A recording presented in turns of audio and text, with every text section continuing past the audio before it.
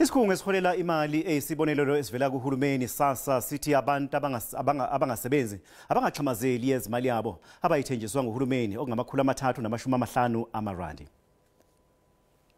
Isikhulu esiphezulu sakwa-SASSA uBusisiwe Memela Khambula sithi ziningi icela sebeyitholile wabalula nenqinamba ezikhona kulezi icelo. What we're finding is that some of the people are applying in all the different channels. So we check for duplications using the ID to make sure that there's no duplications. Lesikhulu esiphezulu sithi abantu abehlisa amaphaphu iyeza imali yabo. We currently have sent SMSs to 100,000 people that were ready to pay so that they can load their bank accounts, because the key thing for us is to make sure that people don't load their bank accounts in an environment that is not a safe environment for fear of phishing.